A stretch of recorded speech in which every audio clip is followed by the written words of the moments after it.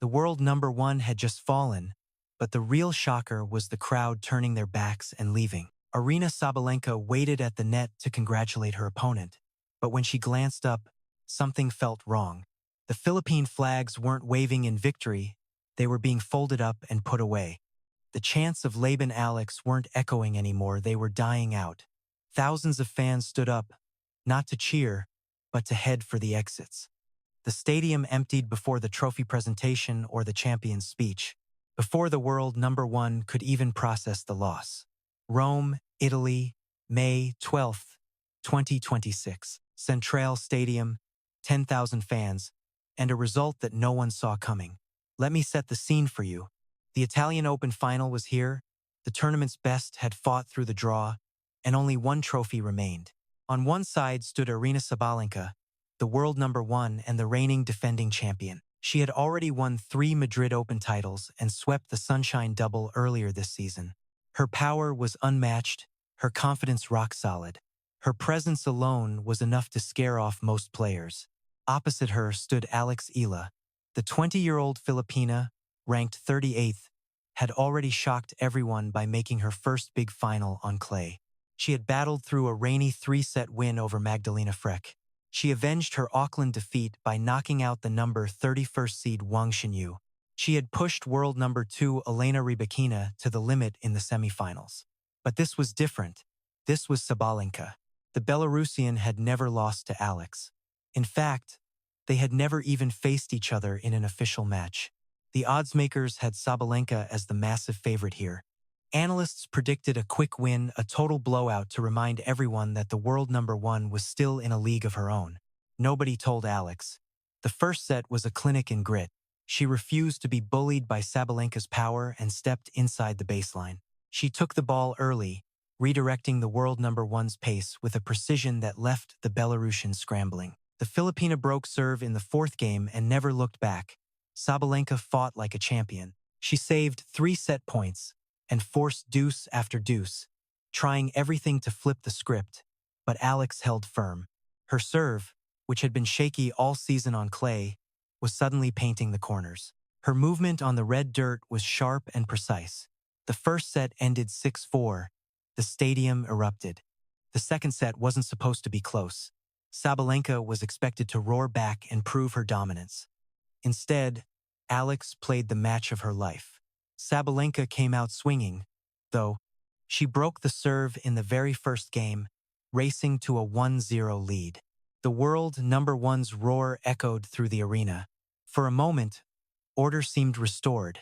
Then, Alex did something completely unexpected. She didn't panic or retreat. She broke back immediately, tying the set at 1-1. Sabalenka's frustration started to show. Her first serve percentage tanked as the unforced errors started piling up. The Belarusian, who usually overpowers everyone on clay, found herself trapped in long, grinding rallies that she simply could not escape. Alex sensed the shift. She pushed harder, moving Sabalenka from side to side, just waiting for the right opening. At 4-3, with Sabalenka serving to stay alive, Alex earned 2 massive break points. Sabalenka saved the first with a desperate ace that caught the line. But the second one was different. Alex anticipated perfectly, stepped around her backhand, and ripped a forehand return down the line. The ball screamed past the world number one before she could blink. Break, 5-3. Alex would now serve for the championship. Philippine flags waved in perfect, synchronized rhythm. Chants of Laban Alex echoed off the surrounding marble statues. Alex stepped to the line. Her hands didn't shake. Her eyes never wavered for a second. The first serve hit the corner. Sabalenka's return went long. 15-love. The second serve was an ace down the tee. The world number one could only watch. 30-love. The crowd roared. The flags waved, and the chants grew louder. Sabalenka refused to quit and fought back. She won the next 2 points, pushing the game to 30-all, just 1 point from deuce. Alex bounced the ball once, twice, then 3 times. She glanced at her mother, Riza, who was wiping away tears. She looked at the royal box where everyone was leaning in. She served. The ball screamed down the center line. Sabalenka lunged and got a racket on it, but only deflected it into the net. 40-30, championship point. The stadium held its breath. Sabalenka got ready. The number one's face was stone, not angry, just laser-focused. She had saved championship points before. She had clawed back from nothing. She wasn't done yet. Eala tossed the ball and swung. The serve missed the ace but landed deep. Sabalenka's return floated weakly towards center court. Eala stepped in and ripped a forehand winner. Sabalenka didn't even flinch. She knew it was over. It was over. Game, set, match, Alex Eala. Centrale Stadium went wild. The queen had been toppled. But the crowd wasn't staying to celebrate. They were already heading for the exits. Let's look at the moments after Eala's win, because what happened next shocked the entire Foro Italico. Sabalenka walked to the net. No bitterness, no resentment, just pure, undeniable respect for her opponent. "You played well," she said. "You deserve this." Eala, still crying, managed to whisper, "Thank you." They hugged. Not that quick, icy handshake you usually see, but a real embrace that said everything words couldn't. "Go win the final," Sabalenka whispered. "You are ready." But as she turned to leave, Sabalenka noticed something incredibly bizarre. The stadium wasn't roaring. Philippine flags were being lowered. The chants of Laban Alex faded into silence as fans left in massive waves. Thousands of people stood up, packed their flags, and just walked out. No anger, no noise, just leaving. Sabalenka stood there frozen, watching the stands empty out right in front of her. The world number one had lost big matches before. She had felt heartbreak, but she had never seen anything like this. "Where are they all going?" she asked the chair umpire. A whisper came from the stands.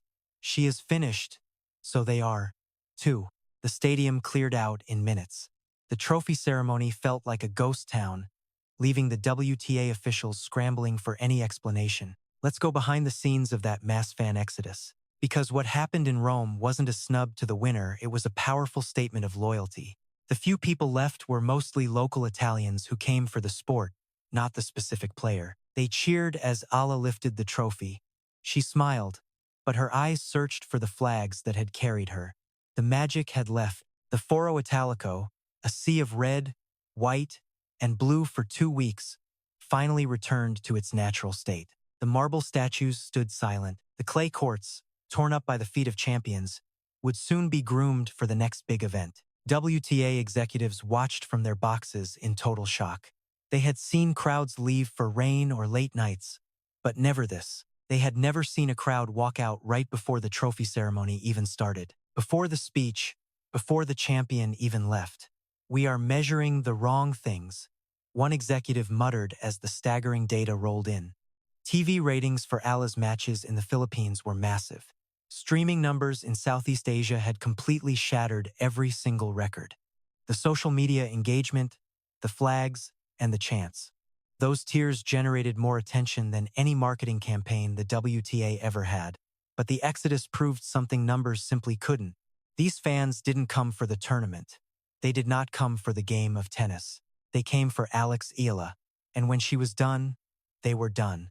Rome finally understood the Eala effect. The real question is, will they listen? Eala didn't just beat Sabalenka.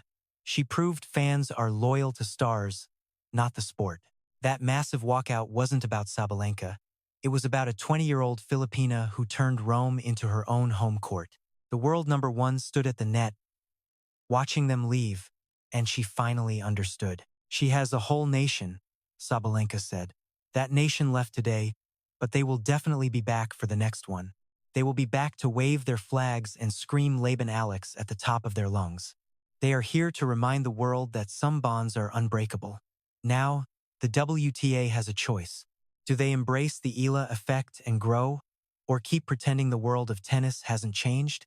Next year, when Alex Eala returns to Rome, will the fans stay for the trophy ceremony, or is this exodus the new tradition? Give us your thoughts below and subscribe to Court Legacy for more stories that go beyond the box score. Alex Eala stunned Aryna Sabalenka 6-4, 3-6 in the final, marking the absolute biggest victory of her young career. But the moment that truly shocked the world happened after the match, when thousands of Filipino fans stood up together. They packed their flags and walked out before the ceremony even began, before Sabalenka could even leave the clay. The world number one stood paralyzed as the stadium emptied out. They were only here for her, a fan whispered. She's done, so they are too. WTA officials watched in stunned silence, realizing the Eala effect had moved beyond tennis. The fans didn't come for the tournament, they came for Alex Eala. Sabalenka later said of Eala, "She has a nation. That isn't pressure, that is power." Eala's win pushed her ranking to a career-high number 22, but the lasting image was the empty stands and the winner who watched everyone leave.